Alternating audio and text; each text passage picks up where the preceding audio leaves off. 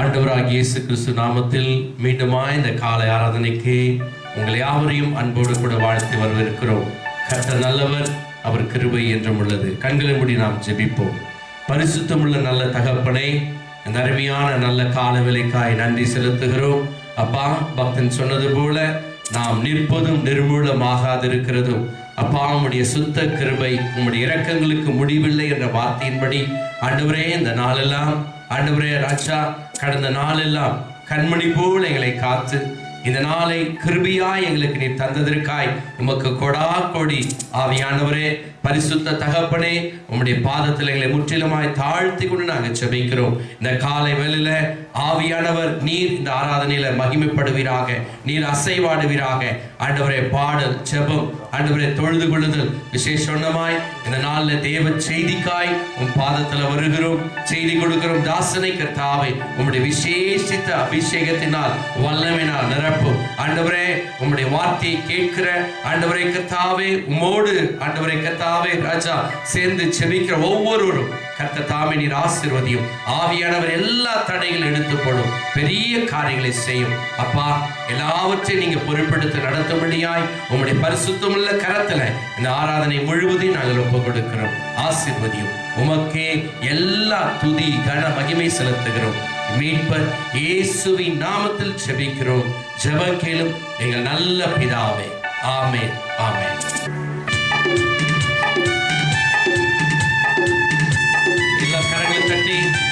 உற்சாகமாக இந்த காலவெளியில் தேவாதி தேவனை நாம் ஆராதிப்போம். கர்த்தாவே, தேவர்களில் உமக்கு பாடவர் யார்? வானத்திலும் பூமியிலும் உமக்கு பாடவர் யார்? கர்த்தாவே, தேவர்களில் உமக்கு பாடவர் யார்? வானத்திலும்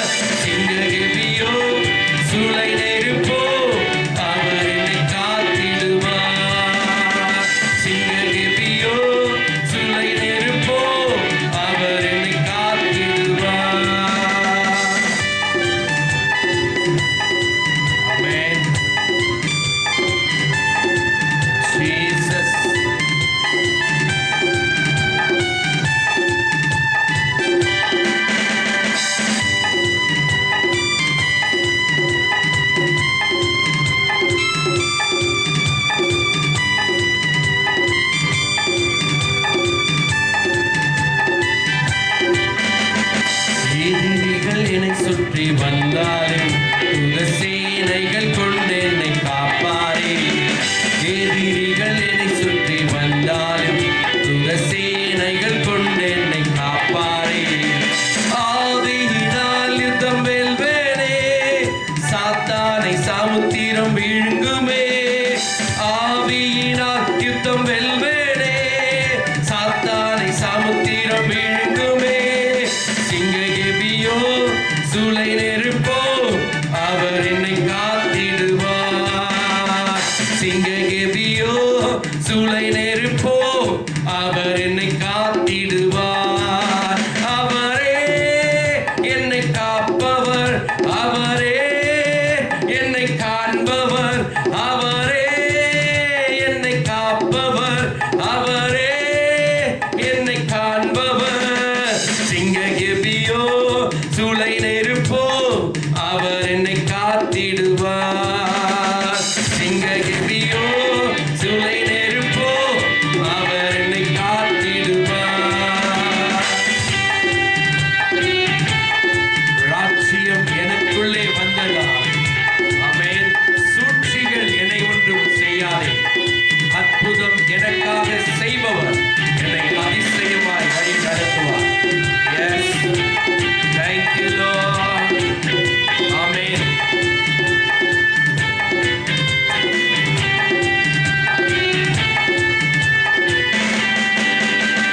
ராஜ்யம் எனக்குள்ளே வந்ததா, சூழ்ச்சிகள் என்னை ஒன்றும் செய்யாதே. ஆமென்.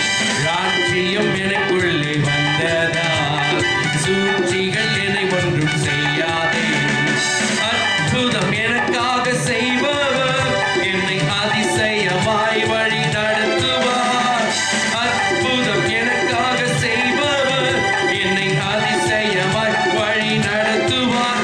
அவரே என்னை காப்பவர், அவரே என்னை காண்பவர், அவரே என்னை காப்பவர், அவரே என்னை காண்பவர்.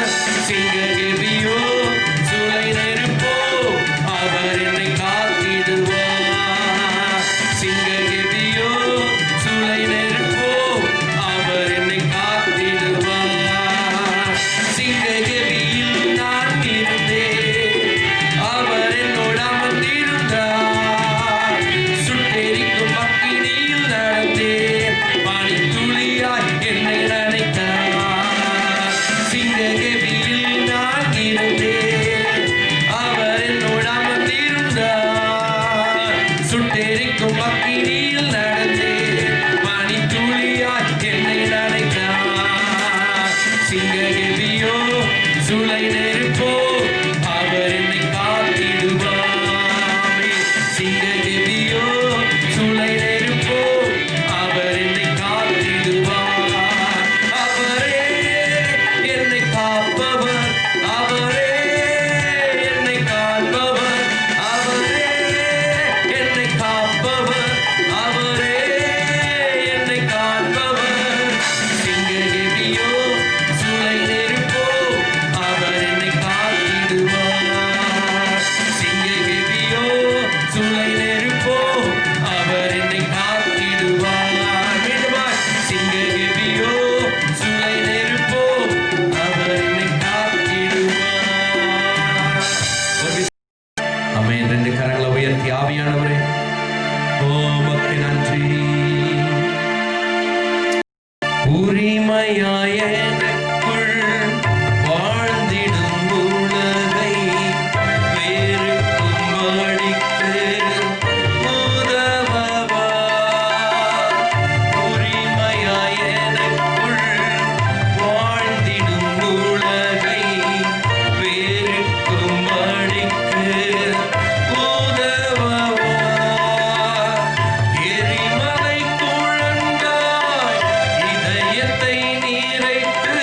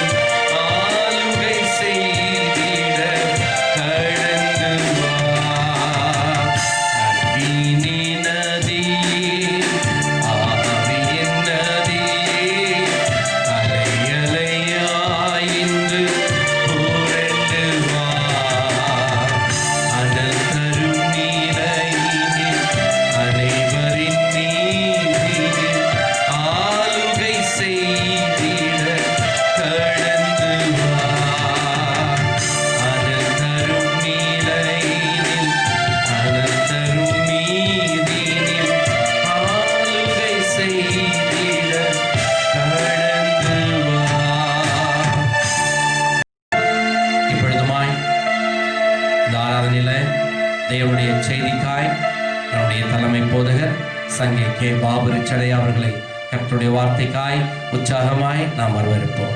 ஆமென். ஆண்டவர் இயேசுவின் நாமத்திற்கு ஸ்தோத்திரம் உண்டாகட்டும். இந்த ஞாயிற்றுக்கிழமை காலை ஆராதனைக்கு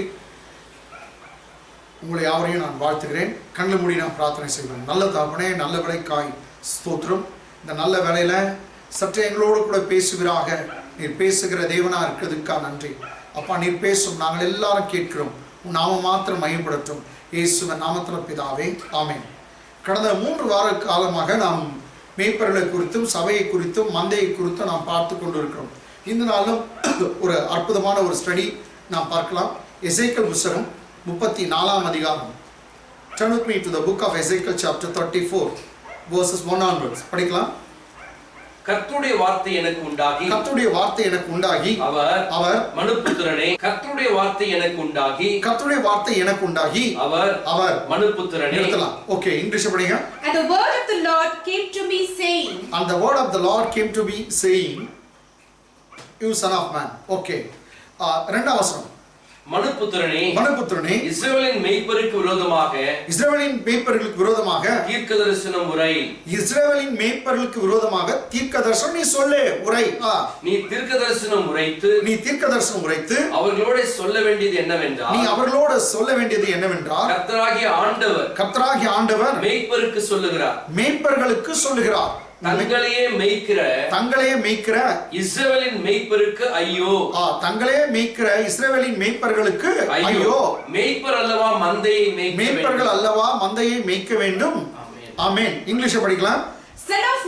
Son of man, prophesy against the shepherds of Israel. Prophesy against the shepherds of Israel. Prophesy and say to them. Prophesy and say to them. Thus says the Lord of God. Thus says the Lord of God. To the shepherds. To the shepherds. Woe to the shepherds of Israel. Woe to the shepherds of Israel. Who feed themselves. Who feed themselves. Should not the shepherds feed the flock? Should not the shepherd feed the flock? Amen. Should not the shepherd feed the flock? Woe unto the shepherd who feed themselves. இங்க பாருங்க, இஸ்ரவேலின் மேய்ப்பர் அந்த நாட்கள்ல நல்லவங்களா தான் இருந்தார்கள். ஆனால் பிற்காலத்தில் கெட்டு போயிட்டு இருக்காங்க. இது எசேக்கியேல் நாட்கள்ல கேட்டாங்களா? அது ஏன்னா இஸ்ரவேலுடைய தலைவர்களை பற்றி கர்த்தர் பேசுகிறார். மேய்ப்பர்னா இஸ்ரவேலுடைய தலைவர்கள். ஓகே, அங்க சொல்கிறார், தங்களே மேய்த்துக் கொள்கிற இஸ்ரவேலர் மேய்ப்பர்களுக்கு ஐயோ. மந்தையை மேய்க்க வேண்டும் அல்லவா, மந்தை மேய்க்காமல் தங்களே மேய்த்துக் கொள்கிறார்கள் என்று சொல்லுகிறார். எனக்கன்பார்ல, இது ரொம்ப பெரிய ஒரு தவறான ஒரு காரியம். அப்போ இது நீங்க பாத்தீங்கன்னா, இது யாரு எதுக்கு நான் மேய்ப்பர்களை பத்தி, ஏதோ ஒரு மந்தையை பத்தி, ஒரு ஃபிளாக்கை பத்தி, ஒரு ஷெப்பர்டை பத்தி நான் ஏன் கேட்கணும்னு கேட்கலாம். நீங்க பாருங்க, அதே எசேக்கியேல் புத்தகம் சேம் சாப்டர் கடைசி வசனம் பாருங்க. யார் அந்த மந்தை? என் மந்தையும் என் மேய்ச்சலும் ஆடுகளுமாகிய, என் மந்தையும் என் மேய்ச்சலின் ஆடுகளுமாகிய நீங்கள் மனுஷர், நான் உங்கள் தேவன் என்று கர்த்தராகிய ஆண்டவர் உரைக்கிறார் என்று சொல்கிறார். அப்ப அவரும் கர்த்தர் ஒரு காலம் ஆடுகளை பத்தி பேசல, நீங்க ஆடுகள் தான், என் மந்தை தான் மனுஷர்னு சொல்றாங்க. அப்ப அதனாலதான் நான் உங்களுக்கு பேசுகிறேன். அப்ப கர்த்தர் இங்க மேய்ப்பரா இருக்கிறாரு, மனுஷர்கள் அவருடைய ஆட்டு மந்தையம். இங்கிலீஷ் பாருங்க. You are my flock. You are my flock. The flock of my pasture. The flock of my pasture. You are men. You are men. And I am your God. I am your God. Says the Lord God. Amen. You are men. You are the flock of God, Bible says. அதனால இது நல்ல ஒரு காரியம். மனுஷர்களை குறித்து தான் கர்த்தர் பேசுறார். அப்போ மனுஷர்களுக்கு கர்த்தர் தலைவர்களை வச்சிருக்க அந்த லீடர்னா அவங்க தங்களே மேய்த்து கொண்டாங்களாம், மந்தையை மேய்க்கவில்லை, மந்தையை காக்கவில்லை, மந்தையை பராமரிக்கவில்லை. அப்படிப்பட்ட ஷெப்பர்டுங்களை தான் கர்த்தர் ஐயோன்னு சொல்றார். ஒரு சமயம் இதை தவறா புரிஞ்சுக்கின்னு நல்ல பாஸ்டர்கள்லாம் திட்டி பேசுறது தவறான காரியம். யார் மந்தையை மேய்க்காது இருக்காங்களோ அந்த மேய்ப்பர்களுக்கு ஐயோ, அது நோ டவுட், மெய்யாவே அவங்களுக்கு ஐயோ. சரி, உதாரணத்துக்கு நீங்க பாருங்க, இப்போ 2ஆம் வசனத்துல பாருங்க. 2ஆம் வசனம் ஏற்கனவே 3ஆம் வசனம் பாருங்க. 3ஆம் வசனம். நீங்கள் நெய்யை சாப்பிட்டு ஆட்டு மயிரை உடுப்பாக்கிக் கொள்ளுகிறீர்கள், கொழுத்ததை அடிக்கிறீர்கள், மந்தையையோ மேய்க்காமற் போகிறீர்கள். கர்த்தர் காட்டுகிற இன்டைட்மெண்ட்னாக்கா குற்றச்சாட்டு என்னன்னாக்கா, கர்த்தர் சொல்றது நீங்க மந்தையை மேய்க்கல. 3ஆம் வசனத்துல சொல்றாரு. 2ஆம் வசனத்துல சொன்னார், நீங்க மந்தையை மேய்க்கணும், நீங்க மேய்ப்பருங்க, அவனை உங்களே மேய்ச்சுக்கிறீங்க.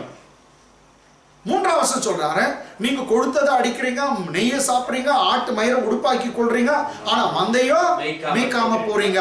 மூன்றாவது வசனம் தான் this is the indictment, குற்றச்சாட்டு கர்த்தர் சொல்றார். இங்கிலீஷ்ல பாருங்க. You eat the fat. You eat the fat. And clothe yourselves with the wool. And clothe yourself with the wool. You slaughter the fatlings. You slaughter the fatling. But you do not feed the flock. So you do everything but except feeding the flock. Or you do not feed the flock. இங்க கர்த்தர் வந்து அவங்க மேல குற்றம் சாட்டினா மந்தைய மேய்க்காம போறீங்க. இது வந்து மூன்றாவது வசனம் இருக்குது. அதே நேரத்தில் நீங்க பாருங்க 8வது வசனத்துல பார்க்கலாம். 8th verse same chapter. கர்த்தராகிய ஆண்டவராய் இருக்கிற நான் என் ஜீவனை கொண்டு சொல்லுகிறேன், என் ஜீவனை கொண்டு சொல்லுகிறேன், மேய்ப்பன் இல்லாததினால் என் ஆடுகள் சூறையாகி என் ஆடுகள் காட்டு மிருகங்களுக்கெல்லாம் இரையாய் போயின. என் ஆடுகள் காட்டு மிருகங்களுக்கெல்லாம் இரையாய் போயின. என் மேய்ப்பர்கள் என் ஆடுகளை விசாரியாமற் போனார்கள். மேய்ப்பர்கள் மந்தையை மேய்க்காமல், இங்கேயும் கர்த்தர் சொல்றார், மேய்ப்பர்கள் மந்தையை மேய்க்காமல் தங்களையே மேய்த்தார்கள். மேய்ப்பர்கள் மந்தையை மேய்க்காமல் தங்களை மேய்த்தார்கள். சரி, இங்க பாருங்க, என் ஆடுகளை விசாரியாமல் சொல்றாரு, என் மேய்ப்பர்கள் கர்த்தர் சொல்றாரு. அவருடைய மேய்ப்பர் தான் கர்த்தர் தான் அப்பாயிண்ட் பண்ணிக்கிறார். அந்த பாஸ்டர்ஸ்ங்க கர்த்தர் தான் அந்த லீடர்ஸ்ங்களை அப்பாயிண்ட் பண்ணாரு. ஆனா அந்த லீடர்ஸ்ங்க கெட்டு போயிட்டு இருக்காங்க, மந்தையை மேய்க்கவில்லையா. கர்த்தர் 8வது வசனத்தை கூட இதுதான் சொல்றாரு. இங்கிலீஷ் பாருங்க. As I live, says the Lord God, surely, because my flock became a prey, and my flock became food for every beast of the field, my flock became the food for every beast of the field, because there was no shepherd, because the only reason is because there were no shepherd, nor did my shepherds search for my flock, but the shepherds fed themselves, and did not feed my flock. Shepherd fed themselves, but they did not feed my flock. They are God's shepherd, Bible says. கர்த்தர் தான் அவனை appoint பண்ணிருக்கா, கர்த்தர் தான் நியமிச்சிருக்காரு. அவர் சொல்ற, ஏன் ஆடுங்களை ஏன் மேய்ப்பருங்க விசாரிக்கல. அப்போ கடவுள் தான் அவங்க மேய்ப்பர்களை வச்சிருக்காரு. பைபிள் சொல்லுது, அவங்க விசாரிக்கலையா மேய்க்கலையா, ஆனா தங்களையே மேய்த்து கொள்கிறார்கள். ஸோ இது வந்து நீங்க பாத்தீங்கன்னாக்கா இந்த 3 வசனமும் கர்த்தர் காண்பிக்கிற ஒரு பெரிய குற்றச்சாட்டு மேய்ப்பர்கள் மேல. மேய்ப்பர்கள்லாம் மேய்க்க வேண்டும், நீங்க மேய்க்காத, நீங்களே மேய்ச்சிக்கிறீங்க, நீங்களே சாப்பிட்டுறீங்க அப்படின்னு சொல்றாரு.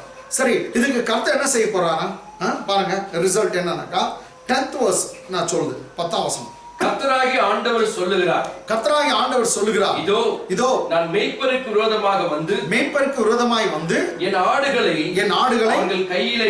அவர்கள் கையிலே கேட்டு மேய்ப்பர் இனி தங்களையே மேய்க்காதபடி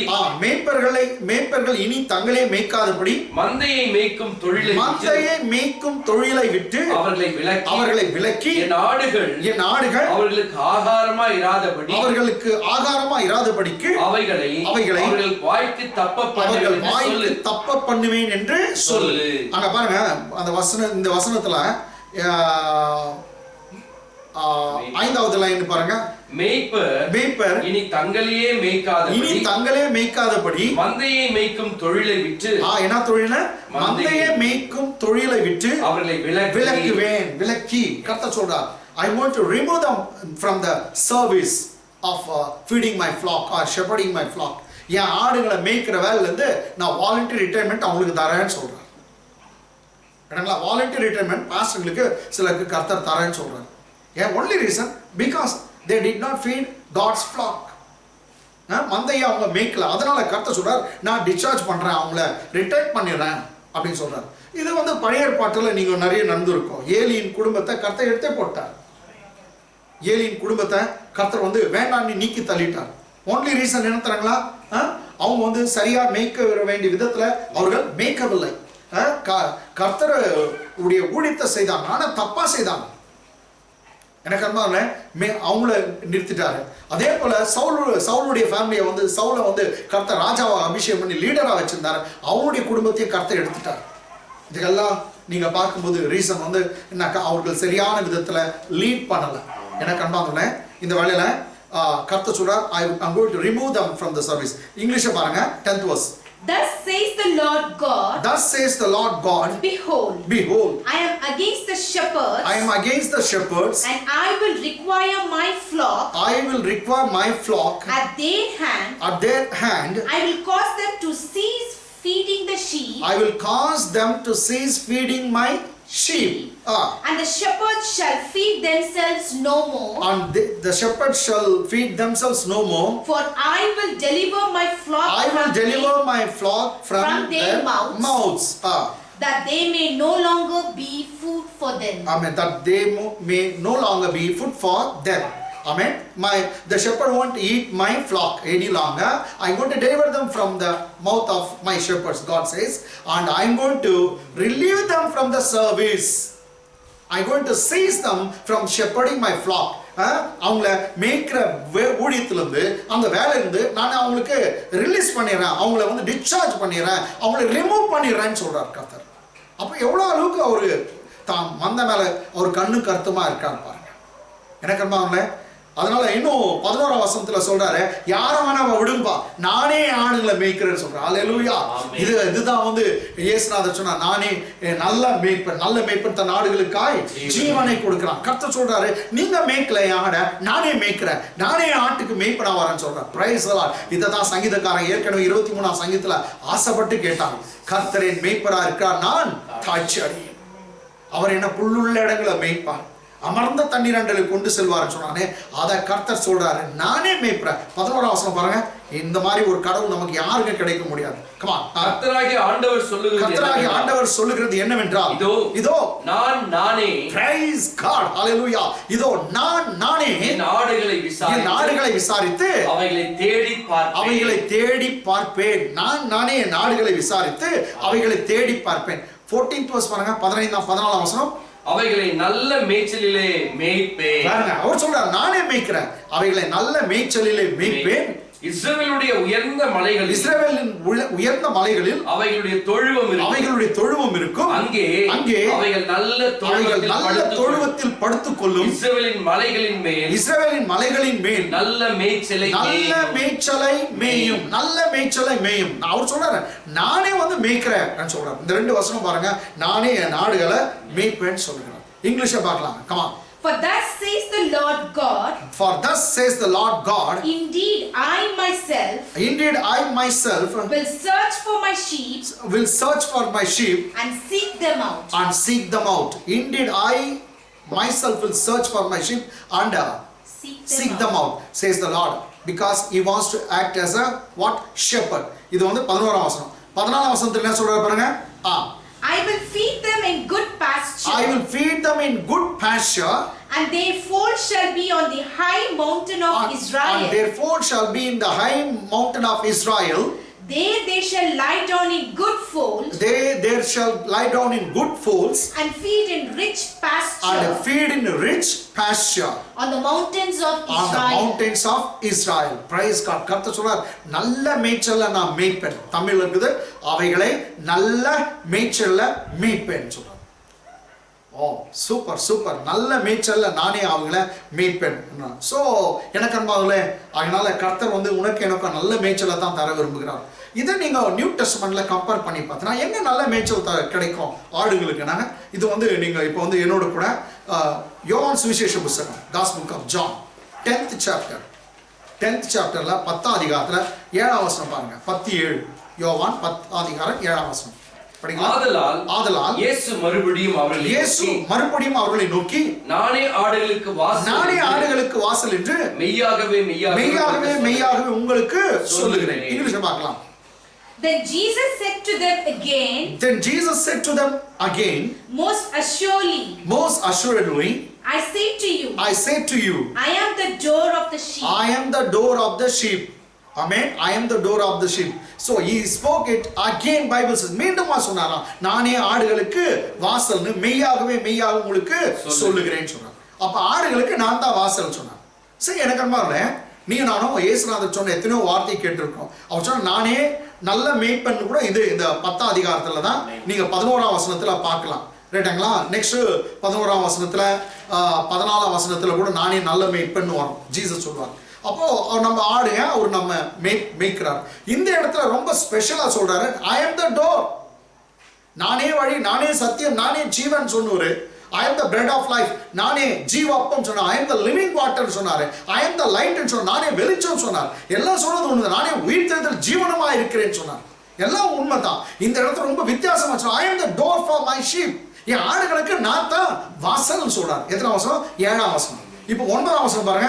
நானே வாசல், நானே வாசல், என் வழியாய் ஒருவன் உட்பிரவேசித்தால். சரி, ஆடுன்னு சொல்லிட்டு இப்போ ஒருவன் சொல்றார். அதான் ஆடுதான் மனுஷர்கள். அங்க சொல்றார், என் வழியாய் ஒருவன் உட்பிரவேசித்தால் அவன் ரட்சிக்கப்படுவான். அவன் ரட்சிக்கப்படுவான். அவன் உள்ளும் புறமும் சென்று, அவன் உள்ளும் புறமும் சென்று மேய்ச்சலை கண்டடைவான். மனுஷனுக்கு மேய்ச்சல், மனுஷனுக்கு மேய்ச்சல் சொல்றார். சோ ஆடுகளுக்கு மேய்ச்சல். அவன் உள்ளும் புறமும் சென்று மேய்ச்சலை கண்டடைவான். நான் நெக்ஸ்ட் இதை எக்ஸ்பிளைன் பண்றேன், நீங்க படிங்க இங்கிலீஷ்ல. I am the door. I am the door. If anyone enters by me, if anyone enters by me, he will be saved. He will be saved. I will go in and out. And he will go in and out. And find pasture. And find pasture. He will go in and out and find pasture. So, இந்த இடத்துல நீங்க பார்க்க சமயத்துல இந்த 10ஆம் அதிகாரம் நீங்க யோவான் சுவிசேஷம் 10ஆம் அதிகாரம் 1ல இருந்து 16 வசனம் வரைக்கும் நீங்க பார்த்தீங்கன்னா அவர் நல்ல மேய்ப்பன்ற விஷயத்த சொல்றாரு. ஆடுகளுக்கும் அவருக்கு இருக்க சம்பந்தத்தை எல்லாம் சொல்றாரு. நல்ல மேய்ப்பன் ஆடுகளுக்கு முன்னாடி போறான், அவைகள் பின் செல்லுது, ஆடுகளை பெயர் சொல்லி அழைக்கிறான்னு சொல்றாரு.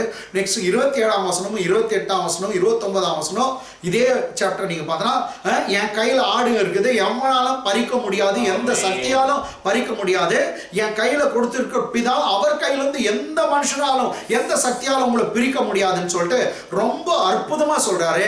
நீங்க தான் ஆடுங்க, என் கையில நான் உங்களை தூக்கி வச்சுன்னு இருக்கிறேன்னு சொல்றேன். Wow, wonderful wonderful. இந்த 10ஆம் அதிகாரத்துல 27, 28, 29 வசனத்துல கர்த்தராகிய இயேசு கிறிஸ்து உன்னை கையில வச்சுன்னு இருக்காங்க, கையில வைத்துக் கொண்டிருக்கார், பிதாவின் கையில இருக்கும். So here Bible clearly tells about our position in Jesus' hand.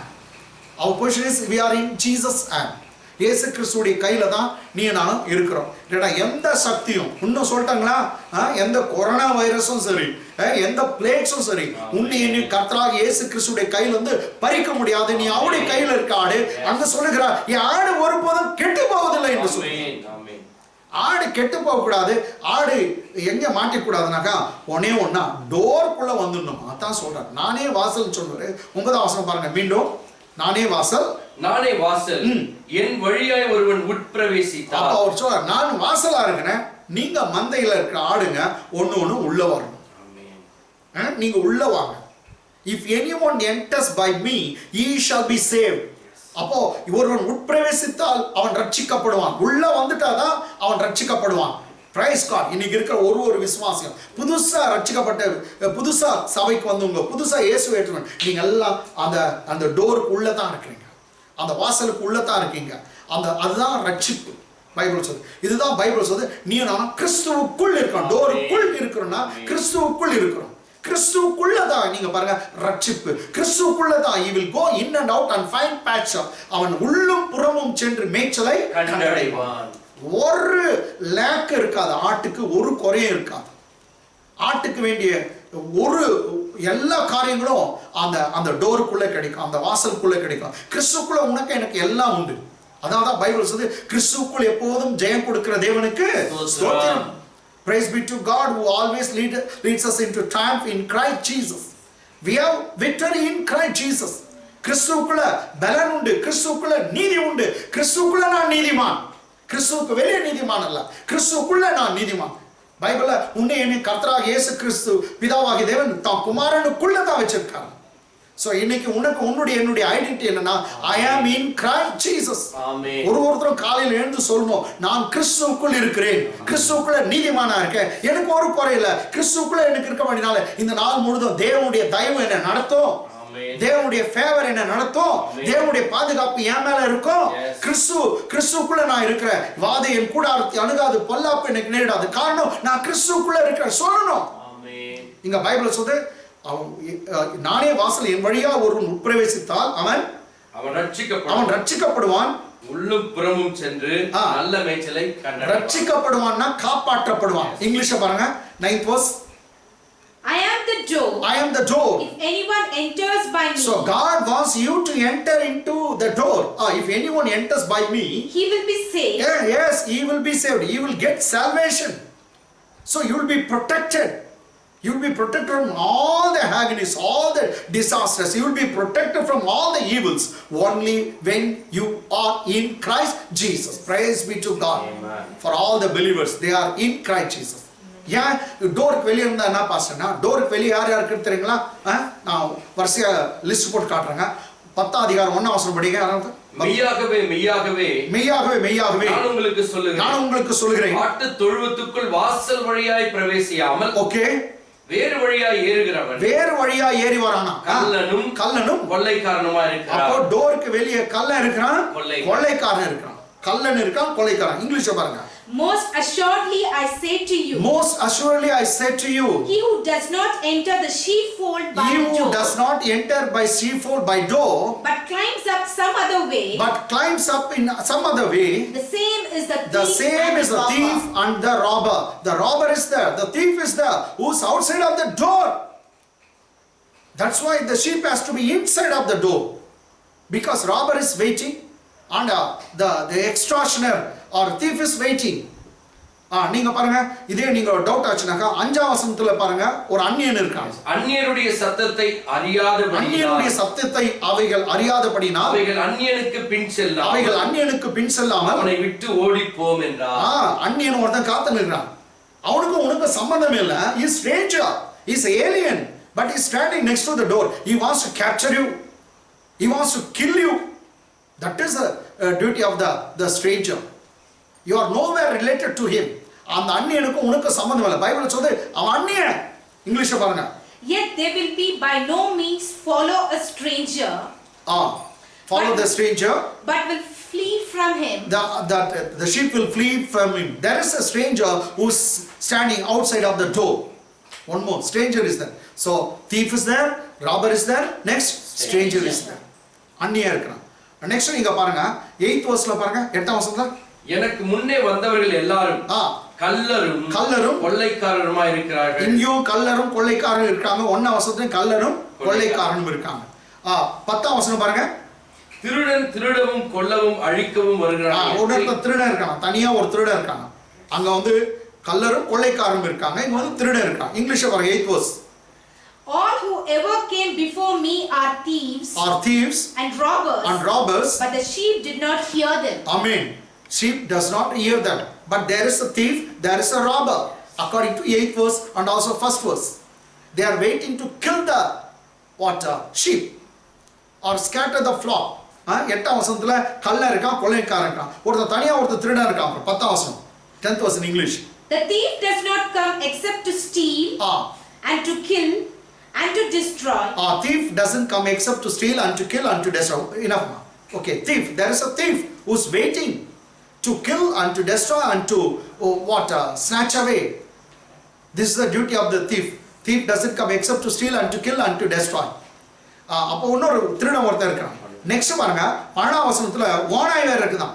ஓநாய் மேய்ப்பனாய் இராதவனும் ஆடுகள் தனக்கு சொந்தம் அல்லாதவனுமான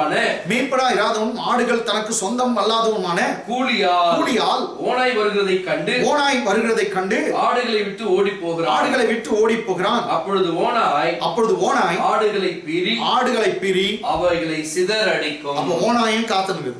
இந்த ஓனாயும் கூட்டமும் இருக்குது. கேட்டீங்களா? இங்கிலீஷ்ல பாருங்க.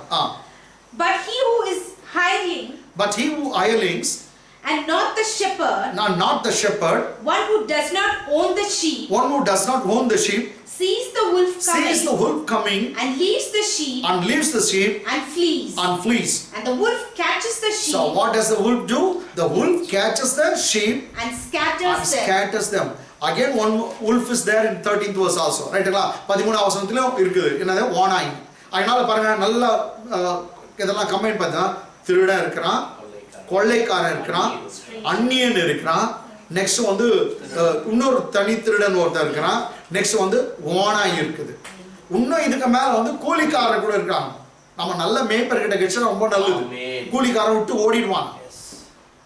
ஏன்னா கூலிக்கு வேலை செய்யறோம். ஆனா நல்ல ஒரு மேய்ப்பர்கிட்ட இருக்கிறது ரொம்ப நல்லது. அதனால தான் ஜீசஸ் சொன்னார், இவங்ககிட்ட எல்லாம் யார்கிட்டயும் மாட்டாத, நீ நேரம் எதுக்குள்ள வந்துரு, ஃபோல்டுக்குள்ள, அதாவது தொழுவத்துக்குள்ள வாசல் வழியா வந்துருன்னு சொன்னார். வாசல் வழியா நம்ம போயிட்டோம்னா இந்த எந்த ஒரு பிரச்சனையும் இருக்காது.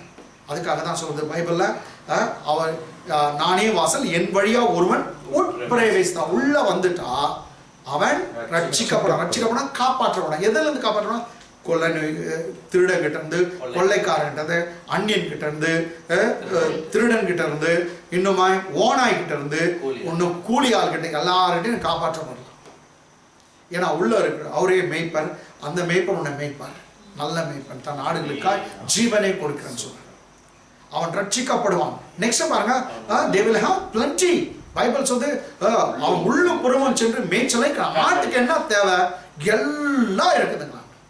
அதே தான் நான் கூட சொல்றேன், அந்த டோருக்குள்ள வந்தா, கிறிஸ்துக்குள்ள வந்துட்டா உனக்கு என்ன தேவை? உனக்கு சுகம் தேவையா? சுகம் உண்டு கிறிஸ்துக்குள்ள. அவர் தழும்புகளாலே சுகமானீர்கள். கர்த்தர் வார்த்தை அனுப்பி நோய்களை சுகமாக்குறார். ஏன் தரித்திரம் தீரணுன்றீங்களா? கர்த்தராகிய இயேசு கிறிஸ்துவின் கிருபை அறிந்திருக்கிறீர்களே, அவர் ஐஸ்வர்யம் உள்ளவராக இருந்தும் நீங்கள் அவருடைய தரித்திரத்தினாலே நீங்கள் ஐஸ்வர்யவான்களாகும்படிக்கு உங்கள் நிமித்தம் தரித்திரனானார் என்று வேதம் சொல்லுது. உங்களுக்காக அவர் சிலுவையில தரித்திரனானார், சிலுவையில தரித்திரனா மாண்டார். அவர் தரித்திரம் உனக்கு ஐஸ்வர்யத்தை தரும் என்று சொல்லப்படுது. இந்த சுவிசேஷம் எங்க போதோ அங்க தரித்திரத்தை எடுத்து போட்டு ஐஸ்வர்யவான்களாய் ஜனங்களை மாற்றுது. உனக்கு ப்ரொமோஷன் வேணுமா? ப்ரொமோஷன் கிறிஸ்துக்குள்ள உண்டு. அதனால்தான் சங்கீதக்காரர் சொன்னா, கிழக்கிலும் மேற்கிலும் வடக்கிலும் தெற்கிலிருந்து ஜெயம் வராது, ப்ரொமோஷன் வராது. கர்த்தரே நியாயாதிபதி, ஒருவனை தாழ்த்தி ஒருவனை உயர்த்துகிறார். உன்னை உயர்த்துவதற்காக எவனையாவது தாழ்த்தி கர்த்தர் உன்னை உயர்த்துவார், அவரால் முடியும். ஆமென். He is a promoter. The promotion doesn't come from east or west or north or south. It is from the Lord. For He is the righteous judge. He can put one down and lift one up. So God wants to lift you up, so He will put someone down. Don't worry. Amen. யாரையோ கீழே தள்ளி உன்னை மேலே கொண்டு வர அவரால் முடியும். உனக்கு விரோதமா யாரு எந்த சதி திட்டம் போட்டாலும் ஒன்னும் வாய்க்காது போகும். அவன் தான் வெட்டின குழியில் அவன் தான் விழுந்துருவான். நீ மேலுக்கு போயினே இருப்பான். கர்த்தர் உன்னை உயர்த்துவார். அதனால எனக்கு கிறிஸ்துக்குள்ள உனக்கு பாதுகாப்பு. You are well secure. கிறிஸ்துவுக்குள்ள எந்த அசுத்தாவிகளும் உன்னை வந்து தொட முடியாது. ஒரு நாள் வந்து you should have the mind of God. You must think that in such a way that I am in Christ Jesus. நான் கிறிஸ்துவுக்குள்ள இருக்கிற ஒரு நாளும் உன் ஞாபகப்படுத்திக் கொள்ளு, கிறிஸ்துவுக்குள்ள இருக்கிறேன், கிறிஸ்துவுக்குள்ள இருக்கிறேன். கிறிஸ்துவுக்குள்ள இருக்கும்போது எப்படி எந்த பேய் வந்து பிடிக்கும்? முதல் கிறிஸ்துவை பிடிச்சிட்டு உன்னை உள்ள இருக்கிறவங்களை பிடிக்கும். கிறிஸ்துவ பிடிக்கிற பேய் எதுவும் இல்லையே. அதனால ஒவ்வொரு நாளும் சுகம் வேணும்ன்றவங்க, நான் கிறிஸ்துக்குள்ள இருக்கிறேன், கிறிஸ்துக்குள்ள இருக்கிறேன், டெய்லி கன்ஃபஸ் பண்ணுங்க வாயில. உங்களுடைய உங்களை பிடிச்சிருக்கிற நோ கூட வெளியே ஓடிடும். என்னடா இவன் கிறிஸ்துக்குள்ள இருக்கிறான் கத்தினே இருக்கிறான், போயிடும், போறோம் 10 வீட்டுக்கு போறேன்னு போயிடும். சரி போட்டு விடாங்க, உங்களை கர்த்தர் பாதுகாப்பார். அதனால எனக்கு அன்பானவர்களே, ஒவ்வொரு நாளும் உங்களுடைய கன்ஃபெஷன் வாயில நீங்க அறிக்கை எடுக்குது, நான் கிறிஸ்துவுக்குள் இருக்கிறேன். நம்ம எல்லாம் சேர்ந்து ஒரே ஒரு முறை நம்ம எல்லாம் சொல்லலாமா? எல்லாம் கருத்து வைத்தேன், நான் கிறிஸ்துவுக்குள் இருக்கிறேன். இன்னொரு சொல்லலாம், நான் கிறிஸ்துவுக்குள் இருக்கிறேன். இன்னொரு கொஞ்சம் நல்ல கன்ஃபெஷன், நான் கிறிஸ்துவுக்குள் நீதிமானா இருக்கேன்னு சொல்லலாம். நான் கிறிஸ்துவுக்குள் நீதிமானா இருக்கிறேன். அதுவே என்னுடைய அடையாளம். I am in Christ Jesus. I am righteous in Christ Jesus.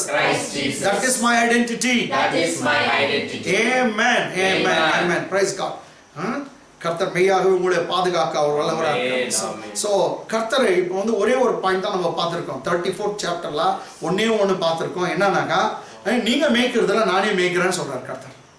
நானே மேய்க்கிறேன். இப்போ ரெண்டாவது குறிப்புக்கு நம்ம போலாங்க. செகண்ட் குறிப்பு கேட்டாங்களா? 34th chapter. மீண்டும் பேக் டு பெவிலியன். எசேக்கியேல் 34th சாப்டர் verse 3. தமிழ் 3ஆம் வசனம். நீங்கள் நெய்யை சாப்பிட்டு ஆட்டு மயிரை உடுப்பாக்கி கொள்கிறீர்கள். மேய்ப்பர்களுக்கு சொல்றாரு, ஆட்டுல இருந்து வர நெய்யை சாப்பிடுறீங்க, ஆட்டு மயிறு அதான் உள்ளு எடுத்து உடுப்பாக்கி நல்ல சொட்டரெல்லாம் தைச்சு கோட்டெல்லாம் தைச்சு போட்டுக்கிறீங்க, உடுப்பாக்கி கொள்ளுகிறீர்கள். கொழுத்ததை அடிக்கிறீர்கள். கொழுத்து இருக்கிறத அடிச்சு பிரியாணியும் பண்ணிக்கிறீங்க. மந்தையையோ மேய்க்காமல் போகிறீர்கள். எல்லாம் செய்றீங்க, ஆனா ஒண்ணுதான் செய்யல. ஆமென். நீங்கள் நெய்யை சாப்பிட்டு மயிரை உடுப்பாக்கி கொள்ளுகிறீர்கள், கொழுத்ததை அடிக்கிறீர்கள், என்ன பண்ணலாம்? மந்தையோ மேய்க்காமல் போகிறீங்க. இங்கிலீஷை பாருங்க. You eat the fat and clothe yourselves with the wool. And clothe yourself with the wool. You slaughter the fatlings. You slaughter the fatling, But you do not feed the flock. but you do not feed the flock. You eat the flock.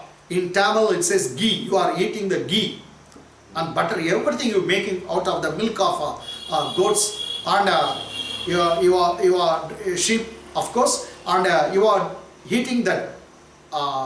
But and even you are taking wool out of the sheep and you are clothing them, and you are slaughtering the thing the fatted one and making a nice biryani, and you ate of everything, except you did not feed my flock, God says. எல்லாம் செய்றீங்க. என்ன தமிழ்ல பாருங்க இன்னொரு முறை. நீங்கள் நெய்யை சாப்பிட்டு. என்ன சொல்றது? நீங்க நெய்யை சாப்பிட்டு. இங்கிலீஷ் எப்படி இருக்குமா? நீங்க நெய்யை சாப்பிட்டு. You eat the fat. You eat the fat. இந்த தமிழ்ல பாருங்க next one. நீங்கள் நெய்யை சாப்பிட்டு ஆட்டு மயிரை உடுப்பாக்கி கொள்ளுகிறீர்கள். ஆட்டு மயிரை நீங்க உடுப்பாக்கி கொள்ளுங்க. நீங்க English. And clothe yourselves with the wool. And clothe yourself the wool. அடுத்து கொடுத்ததை படிங்க. கொடுத்ததை அடிக்கிறீர்கள்.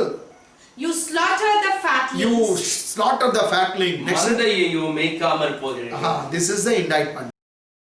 ஆட்டு மயிரை எடுத்து உடுப்பாக்கி கொள்றது தப்புன்னு சொல்ல, கொடுத்ததை சாப்பிடுறது தப்புன்னு சொல்ல, எல்லாம் செய்றீங்களா இதெல்லாம், ஆனா எததான் மேய்க்கல? மந்தையை மேய்க்கல. இதுதான் ஒரு தப்புன்னு சொல்றான். கேட்டா கொஞ்சம் பேர் வந்து இதை வச்சு ஊழியத்தெல்லாம் கண்டம் பண்ணி பேசலாம், இப்படியெல்லாம் இருக்கக்கூடாது அப்படின்னு. பாஸ்டருங்க, ஊழியக்காரங்க, சுவிசேஷங்க, ஊழியர் செய்கிறவங்க, இந்த மேய்ப்பர் ஊழியத்தை செய்கிறவங்களுக்கு அவங்களுக்கு எப்படி பிழைப்பு, அப்போ கர்த்தர் எப்படி வச்சுருக்காரு? நீங்கள் சற்று நீங்கள் கவனிங்க. கர்த்தர் என்ன சொல்கிறாரு? நல்லா கவனிங்க. இயேசு சொன்னதை நான் சொல்கிறேன். என் நாமத்தின் நிமித்தம் இந்த சிறியா இருக்கு சின்னவங்களுக்கு ஒரு கலசம் தண்ணீரை, அதுவும் கோல்டு வாட்டர், பச்சை தண்ணியை கொடுத்தா கூட அவங்க அதுக்கு என்ன சொல்கிறாரு? பிரதிபலனை அடைவார்கள். உங்களை தீர்க்கதரிசின்ற முறையில் ஏற்றுக்கொள்ளும் தீர்க்கதரிசிக்கு ஏற்ற பலனை அடைவான். உங்களை ஊழியர் என்ற முறையில் ஏற்றுக்கொள்ளும் ஊழியருக்கு ஏற்ற பலனை அடைவான் சொல்றார். நெக்ஸ்ட் சொல்றாரு, தேவனுடைய ராஜ்யத்தின் நிமித்தமாவது, என் நிமித்தமாவது, மனைவியாவது, வீட்டையாவது, நிலத்தையாவது, பணத்தையாவது இழந்தவன் எவனோ அவனுக்கு 100 மடங்கு நான் திருப்பி தருகிறேன்னு சொல்றான். அதனால எனக்கு அன்பார்ந்தவங்களே, கர்த்தர் வந்து மேய்ப்பனுடைய ஊழியத்தை அங்கீகரிக்கிறார். அவங்களுக்கு எல்லா உரிமையும் உண்டு.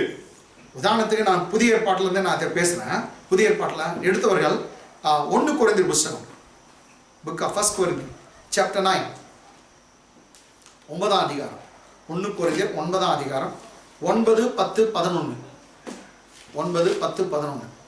போரடிக்கிற மாட்டை வாய் கட்டாயாக என்று, போரடிக்கிற மாட்டை வாய் கட்டாயாக என்று மோசேயின் பிரமாணத்திலே எழுதியிருக்கிறதே, மோசேயின் பிரமாணத்திலே எழுதியிருக்கிறதே, தேவன் மாடுகளுக்காகவே கவலையா இருக்கிறாரோ, மாடுகளுக்காகவே கவலையா இருக்கிறாரோ. இங்கிலீஷ் பார்க்கலாம். For it is written in the law of Moses. For it is written in the law of Moses. You shall not muzzle an ox. You shall not muzzle an ox while it treads out the grain. While it treads out the grains. Okay. Is it oxen? Is it oxen? God is concerned about. God is concerned about. Is God is concerned about oxen? That is the thing. Is a question mark. கர்த்தர் மாடுகளுக்காக கவலைப்படுறாரா அப்படின்ற. நல்லா ஓனிங்க. போரடிக்கிற மாட்டை வாய்க்கட்டாயாக. நீங்க 9ஆம் அதிகாரத்தை முழுதும் வாசித்து பார்த்தீங்கன்னா பவுல் சொல்றார், நான் அப்போஸ்தலன் இல்லையா? எனக்கு கர்த்தர் என்ன அழைக்கலையா? மற்றவங்க மேரேஜ் பண்ணவர் நான் பண்ணிக்கூடாதா?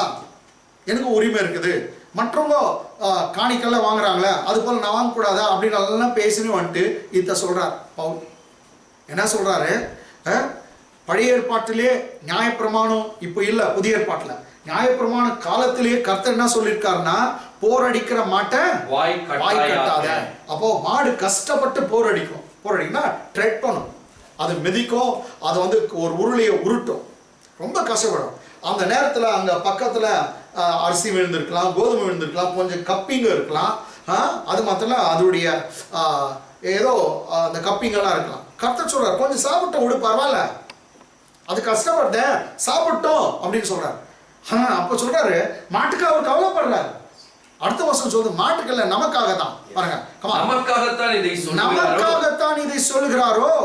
உழுகிற போரடிக்கிறவன் நம்பிக்கையோடு விழவும் போரடிக்கிறவன் நான் நம்புகிறதில் பங்கடைவேன் என்கிற நம்பிக்கையோடு போரடிக்க வேண்டியதே ஆகையால் அது நமக்காகவே எழுதியிருக்கிறது. சரி, லாஸ்ட்ல முடிக்கும் போது இது வந்து யாருக்காக எழுதியிருக்குதா?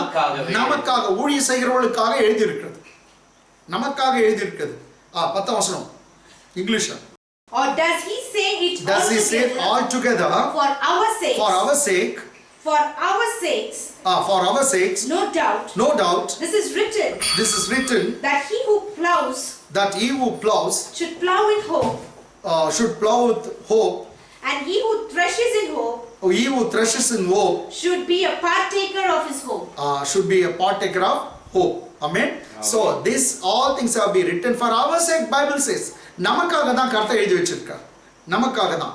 இன்னும் ரொம்ப கிளியரானாங்க 11ஆம் வசனம் பாருங்க, 11th verse. நாங்கள் உங்களுக்கு ஞான நன்மைகளை விதைத்திருக்க. பிரீச் பண்றது, கடவுளை பற்றி சொல்லுகிறது, தேவனுடைய வார்த்தை கொடுக்குது, என்னவா ஞானத்தை போதிக்கிறோம். அவர் சொல்லுகிறார், நாங்கள் உங்களுக்கு ஞான நன்மைகளை விதைத்திருக்க. உங்கள் சரீர நன்மைகளை, உங்களுடைய சரீர நன்மைகளை அறுத்தால் அது பெரிய காரியமா? கர்த்தர் பவுல் கேட்கிறார், உங்களுக்கு நாங்க என்ன ஃபிட் பண்றோம்? உங்களுக்கு ஞானத்தை போதிக்கிறோம், வசனத்தை போதிக்கிறோம், உங்களை உயர்த்துகிற வசனம், உங்களுடைய நோய்களை சுகமாக்குற வசனம், உங்கள் கண்ணீரை துடைக்கிற வசனம், உங்களை ப்ரொமோட் பண்ணுகிற வசனம், உங்களுடைய ஆவிக்குரிய ஜீவிதத்தை வளர்க்கிற வசனம், இன்னும் சொன்னா தற்கொலையிலிருந்து உங்களை காப்பாற்றுற வசனம், உங்களை மேலே கொண்டு வர வசனம், கீழே விழுந்தவங்களை தூக்கி விடுகிற வசனம். அந்த ஞானத்தை நாங்க பேசுறோம், கடவுளுடைய வார்த்தையை கொடுக்கிறோம். இப்படிப்பட்ட ஞானத்தை உள்ள வசனத்தை நாம் கொடுக்கிறோங்க. உங்க சரீர நன்மைகள், உங்க பணத்துக்கு அல்லது உங்க சரீரத்து மெட்டீரியல் பிளஸிங் உங்ககிட்ட இருந்து வாங்குறதுக்கு தப்பா கேட்கிறார்? தப்பா? அது என்ன தவறா? பார்க்கலாம் இங்கிலீஷ்ல. If we have sown spiritual things for you. If you have sown spiritual things for you. Is it a great thing? Is it a great thing? If you reap your material things. If we reap a material thing. See, we have sown the spiritual thing. It's the spiritual things we are sowing. That means we are preaching, we are giving the word of God. So that will heal your body, that will keep you in sound mind, that will give you peace, that will keep your whole family in good condition, that will promote you. These are the spiritual things what we are giving. Because we are giving spiritual things, won't we have the authority to reap the material blessing from you? Yes, of course. Pavul கேட்கிறான், ஆமா எங்களுக்கு அதிகாரம் இருக்குது. நாங்கள் ஆவிக்குரியங்களை விதைக்கிறோம், சரீரத்துக்கு சம்பந்தப்பட்ட material blessing. நாங்கள் உங்கள் சரீர நன்மைகளை அறுத்தால் அது பெரிய காரியமா அப்படின்னு கேட்குறாங்க. அதனால எங்களுக்கு உரிமை இருக்குதுன்னு சொல்றாரு. இன்னும் இது எனக்கு புரியல பாஸ்டர், அப்படி ஒத்துக்க மாட்டேன்னா நான் சொல்றேன் பாருங்க, ரொம்ப கிளியரா இருக்குது. சேம் சாப்டர் 9th சாப்டர்ல வசனம் 13. ஆசாரிய ஊழியம் செய்கிறவர்கள் தேவ ஆலயத்துக்குரியவைகளில் புசிக்கிறார்கள் என்றும் பலிபீடத்தை அடுத்து பலிவிடை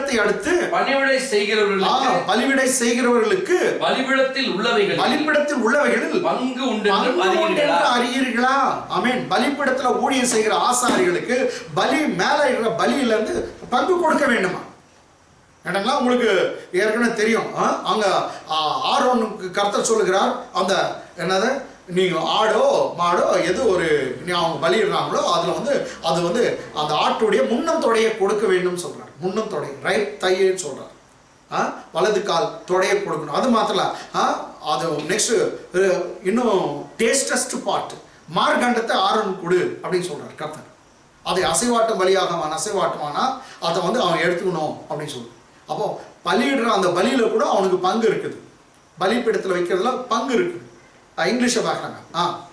Do you not know that those who minister the holy things, those priests who are ministering in the holy things, means in the temple of God, eat of the things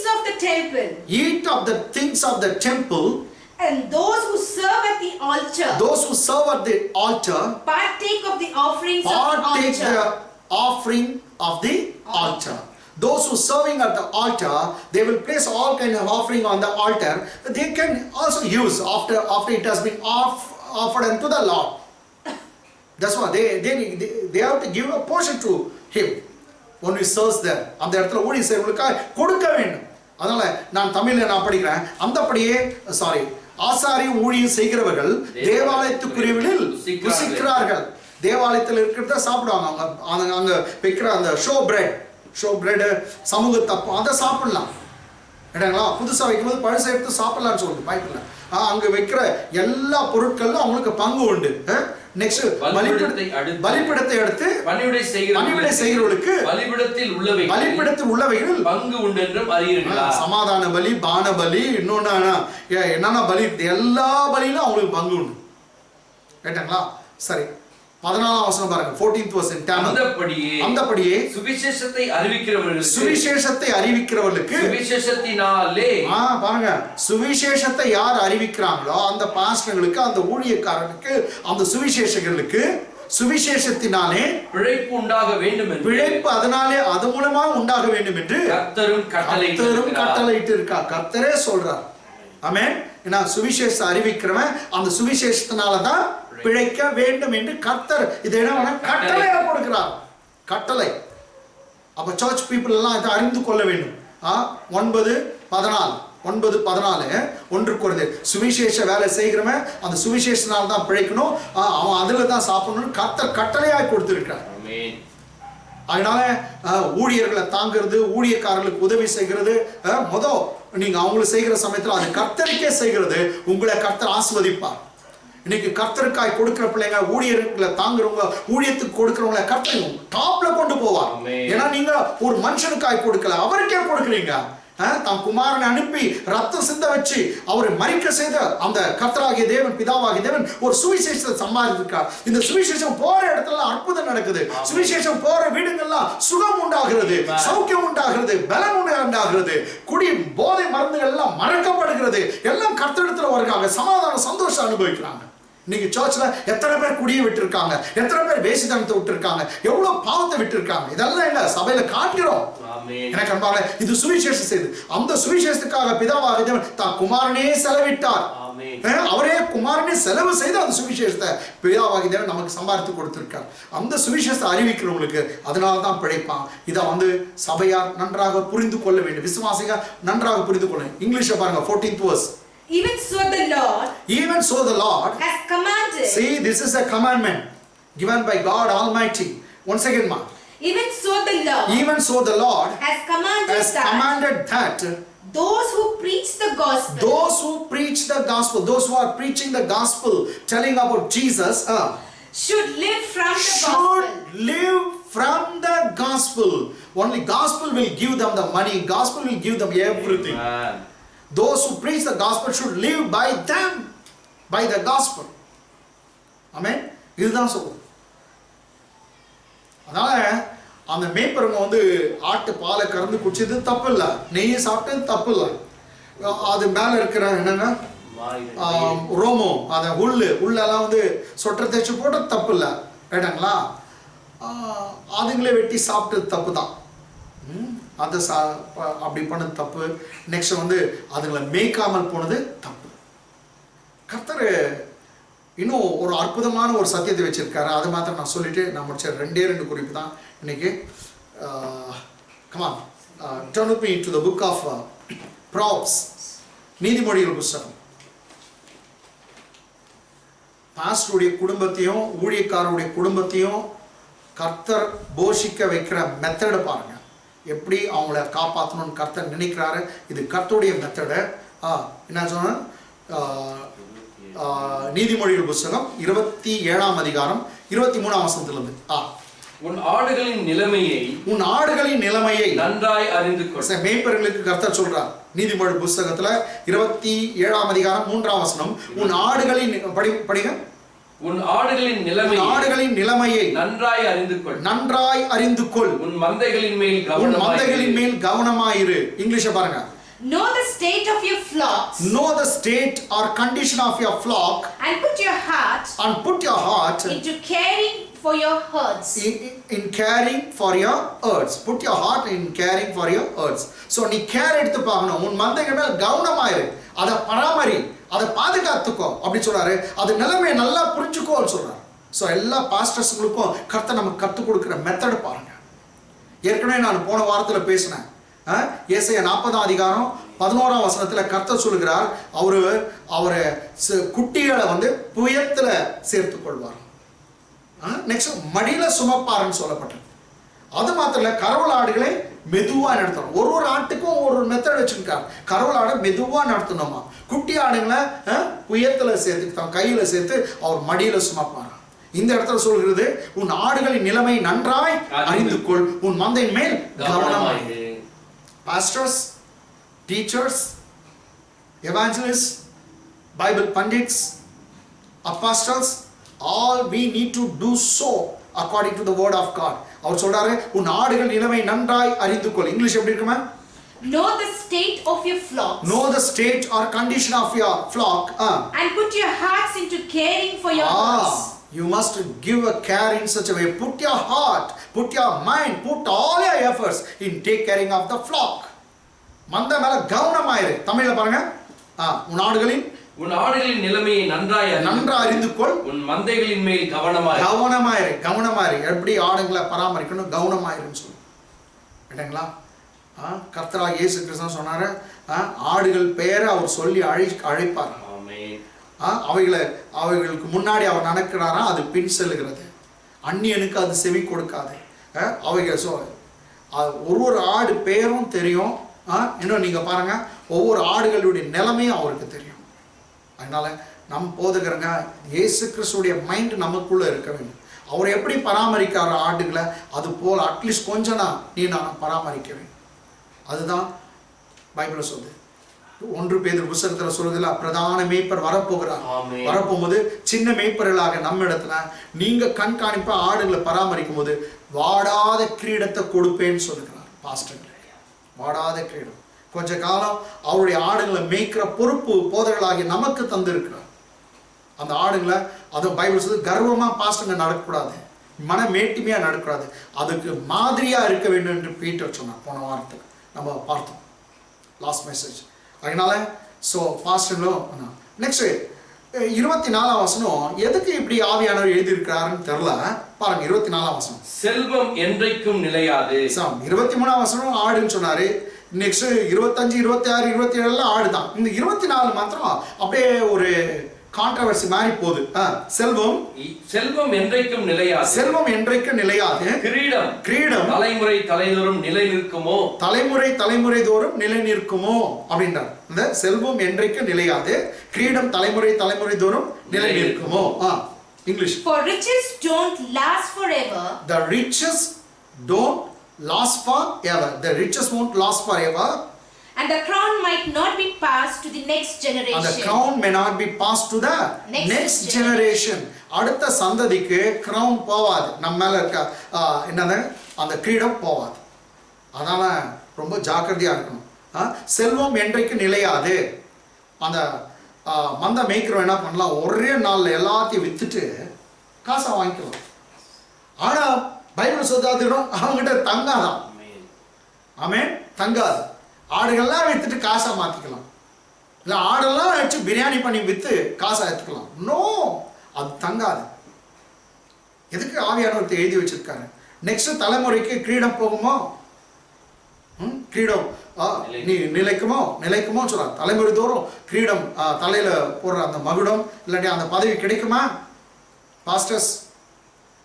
அதனால என்ன பண்ணணுமா, நம்ம எது செய்யக்கூடாதுன்னு சொல்றாரு. செல்வத்து மேல ஆசைப்பட்டுன்னு போயிடாதீங்க, பணத்து மேல ஆசைப்பட்டுன்னு உன் கொடுத்துருக்க ஊழியத்தை விட்டு போயிடாதீங்க. செல்வத்து மேல ஆசைப்பட்டு பதவி அந்தஸ்துக்கு போயிடாதீங்க, அதெல்லாம் நிலைக்காது. ஆனா கர்த்தர்கிட்ட கொடுத்திருக்க ஊழியம் என்னைக்கு நிலைக்கும். சரி, நெக்ஸ்ட் 25ஆம் வசனம் பாருங்க.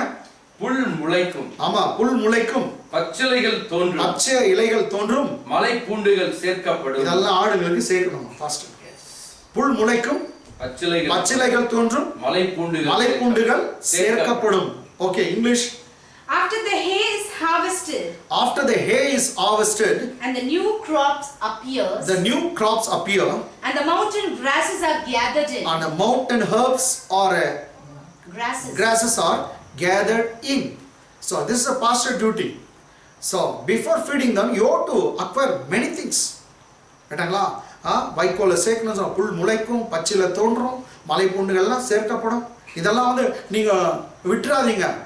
அப்போ ஆடுகளுக்கு சூப்பர் ஃபீடிங் கொடுக்கணும்னு கர்த்தர் சொல்லுகிறார். Super feeding. இதை வந்து இயேசு கிறிஸ்துவும் சொல்லுகிறார். நல்ல ஸ்டூவர்ட் என்ன பண்ணுவான்னா பழையதும் புதியதும் எடுத்து அவன் கொடுப்பான்னு சொல்லுகிறான். பழைய ஏற்பாடு புதிய ஏற்பாடுல இருக்கிறதெல்லாம் ஸ்டப்ஸ் எல்லாம் எடுத்து ஆடுகளுக்கு தரணும். அவன் தான் நல்ல ஸ்டூவர்ட், அவன் தான் நல்ல உக்கிரக்காரன். கர்த்தர் கொடுத்துருக்க பொறுப்பை நீ நானும் சரியா செய்யணும். அப்போ ஃபர்ஸ்ட் அப்படின்னாக்கா நிறைய நம்ம போதகரங்க நம்ம நிறைய படிக்கணும். பைபிள நிறைய நாம் அறிஞ்சுக்கணும், நாம் தெரிஞ்சுக்கணும், நாம் கற்றுக்கொள்ளணும். கற்றுக்கொண்டதை ஆடுகளுக்கு கொடுக்கணும். மெய்யாவே நம்முடைய சபையில இருக்கிற மந்தையில் இருக்கிற ஆடுகள், அதாவது விசுவாசிங்க ரொம்ப சூப்பரா வளரும். என்ன பண்ணுவாங்களாம் தெரியுங்களா? ஆடுகள் என்ன செய்யுமா? 26ஆம் வசனம்.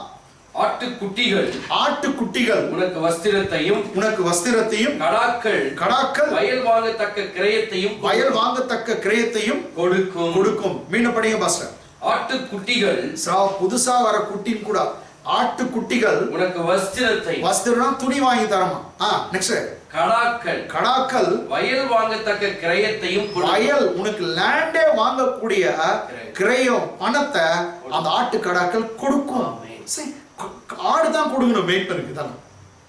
ஊழியக்காரனுக்கு ஆடுகள் தான் கொடுக்கணும். ஆட்டு குட்டிகள் கொடுக்கமா வஸ்திரம் அவங்க குடும்ப பாஸ்டருடைய குடும்பத்துக்கு ஊழியக்காரனுக்கு எல்லாத்தையும் ஆட்டு குட்டிகள் தரும். இது கர்த்தருடைய வார்த்தை, என் வார்த்தை இல்லை. ஆட்டு குட்டிகள் உனக்கு வஸ்திரத்தையும் கடாக்கள் வயல் வாங்கத்தக்க கிரயத்தையும் பணத்தையும் கொடுக்கும். இங்கிலீஷ் பாருங்க. Your sheep will provide wool. Your sheep, pastor, look at. Your sheep will give wool for clothing. And your goats will provide. And your goats will provide the price of the field. The price of the field. Amen. The goats will give what money to pay as a price to buy the lands. பெரிய land வாங்குற அளவு கூட ஆட்டு கடாக்கள் கொடுக்குமா. வயல் வாங்கத்தக்கதான கிரியத்தை அது தரும். ஆட்டுக்குட்டிகள் உனக்கு துணிமணியை தரும். சாப்பாடு எது போடுறியா? அடுத்த வருஷம் பாருங்க, 27ஆம் வசனம். வெள்ளாட்டு பால் உன் ஆகாரத்துக்கும். பாருங்க, பாஸ்டர் ஊழியக்காரங்க எல்லாருக்கும் கர்த்தர் சொல்றார், வெள்ளாட்டு பால் உன் ஆகாரத்துக்கும், உன் வீட்டாரின் ஆகாரத்துக்கும், உன் வேலைக்காரன் வீட்டுல வச்சிருந்தாங்க அந்த வேலைக்காரின் பிழைப்புக்கும் போதுமானபடி இருக்கும். அது பாலே எல்லாமே உனக்கு எல்லாத்தையும் கொடுக்குமா. உன் வீட்டை காப்பாற்றும், உன்னை காப்பாற்றும், இன்னுமா உன் வீட்டுல வேலை செய்யறவங்களுக்கு கூட அது காப்பாற்றும். அப்போ பாஸ்டர்ஸ் ஊழியக்காரங்களாம் எப்படி இருக்கணும்னு கர்த்தர் விரும்புகிறார். ஊழியக்காரனுடைய சுகத்தை விரும்புகிறார் என்று கர்த்தர் சொல்றார். He loves, he pleases the prosperity of the servant of God. Amen. 27ஆம் வசனம் பாருங்க இங்கிலீஷ்ல. And you will have enough goat's milk. You will have enough goat's milk for yourself, your family, and your servant girls. Amen. So that means அந்த வெள்ளாட்டு பால் அப்படின்னுங்குது. அது என்னன்னாக்கா அது வந்து உங்க வீட்டு ஆகாரத்துக்கும் உங்க குடும்பத்தின் ஆகாரத்துக்கும் உங்க வீட்டில் வேலை செய்யக்கூடிய ஆகாரத்துக்கும் பிழைப்புக்கு எல்லாத்துக்கும் போதுமானா இருக்கணும். ஸோ கர்த்தர் ஒரு ஃபார்முலா, ஒரு மெத்தடே வச்சிருக்கார். அதனால இன்னைக்கு 2 காரியங்கள் நம்ம பார்த்தோம் என்னங்களா. அதனால பாஸ்டர்களுக்கு ரொம்ப அதிகமான எச்சரிப்பான ஒரு காரியங்கள் இந்த 34ஆம் அதிகாரத்தில் இருக்குது. இதில் 2 குறிப்பு தான் நான் உங்களுக்கு சொல்லியிருக்கிறேன். கர்த்தருக்கு சித்தமானால் அடுத்த வாரத்தில் தொடர்ந்து பார்க்கலாம். கர்த்தர் உங்களை ஆஸ்வதிப்பாராக. ஆமென். கண்களை மூடி நாம் ஜெபிப்போம். நல்ல தாப்பனே, நானே நல்ல மேய்ப்பன் என்று சொன்னீரேன், உண்மை நாங்கள் விசுவாசிக்கிறோம். நல்ல மேய்ப்பன் தன் ஆடுகளுக்காய் ஜீவனே கொடுக்கிறான் என்று சொன்னது மாத்திரமல்ல, அந்த செய்தியை நீங்க காண்பித்தீங்க தாப்பனே. நானே வாசல் என்று சொன்ன உன் குமாரனுடைய வார்த்தைக்கா நன்றி. இன்றைக்கு கிறிஸ்தேசுக்குள்ளாக வாசலுக்குள்ளாக எங்களை வைத்திருக்கிறதுக்கா நன்றி. கிறிஸ்தேசுக்குள்ளாக எங்களுக்கு எல்லா பாதுகாப்பும் உண்டு. ஆடுகளாகிய எங்கள் எல்லாருக்கும் தாப்பனே எங்களுக்கு பாதுகாப்பு உண்டு. எங்களுக்கு ஒரு குறை இல்லை. நீங்க ஒவ்வொரு நாளும் புல்லுள்ள இடங்களில் மேய்த்து அமர்ந்த தண்ணீரண்டையில் கொண்டு போய் எங்களை விடுகிறதுக்கா நன்றி அப்பா தாப்பனே. இரவும் பகலும் நீர் எங்களை பாதுகாக்க வல்லவர் தாப்பனே. எங்கள் சத்துருக்களுக்கு முன்பாக ஒரு பந்தியை ஆயத்தப்படுத்தி எங்கள் தலையை எண்ணெயினால் அபிஷேகம் பண்ணுகிறீர். எங்கள் பாத்திரங்கள் நிரம்பி வழிகிறது என்று ஆடாகிய தாவீது சொன்னவனுமாய் நாங்களும் அறிக்கை எடுக்கிறோம். Thank you for the plenty of Father. எங்களுக்கு அபரிவிதமான ஆசீர்வாதத்துக்காக நன்றி, நிரம்பி வழிகிற ஆசீர்வாதத்துக்காக நன்றி. நீ எங்களை பாதுகாக்க வல்லவரா இருக்கிறீர், எங்களை பராமரிக்க வல்லவர். நானே என் ஆடுகளுக்கு மேய்ப்பனா இருந்து நான் அவைகளை காப்பாற்றுவேன், அவைகளை பராமரிப்பேன் என்று சொன்னீரேன். நீர் எங்களை பராமரிக்கிற தேவனா இருக்கிறதுக்காக நன்றி. ஆம் பிதாவே, சொந்த குமாரன் என்று பாராமல் உன் குமாரனை எங்களுக்காய் கொடுத்தவர், அவரோடு கூட மற்ற எல்லாவற்றையும் அருளாதிருப்பது எப்படி என்று உங்களுடைய வார்த்தை ரோமர் 8:32 சொல்லுமா, நீ எல்லாவற்றையும் எங்களுக்கு இலவசமாய் தருகிறதுக்காக நன்றி.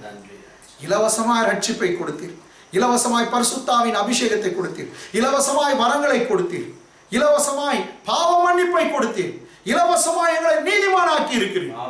இலவசமாய் எல்லாவற்றையும் நீ தருகிறீர், அதற்காக நன்றி. ஆடுகளை பராமரிக்கிறதுக்காக நன்றி. இயேசு கிறிஸ்துவின் நாமத்தில் ஜெபிக்கிற நல்ல பிதாவே, தலைகளை தாழ்த்தி தேவனுடைய ஆசீர்வாதத்தை பெற்றுக்கொள்ளும். நம்முடைய பிதாவாகி தேவனுடைய அன்பும் குமாரனாகிய இயேசு கிறிஸ்துவின் கிருபையும் பரிசுத்த ஆவியானுடைய அன்பு ஐக்கியமும் சவகாசமும் வெற்றியும் வாழ்வும் ஜெயமும் மகிமையும் நம் அனைவரோடும் சகல பரிசுத்தவான்களோடும் இன்றும் என்று சதா காலம் தங்கியிருப்பதாக. எல்லாம் சேர்ந்து சொல்லலாம். என் ஆத்துமாவே கர்த்தரை ஸ்தோத்திரி, என் உள்ளமே அவருடைய பரிசுத்த நாமத்தை ஸ்தோத்திரி, என் ஆத்துமாவே கர்த்தரை ஸ்தோத்திரி. கர்த்தர் சகல God bless you. God bless you.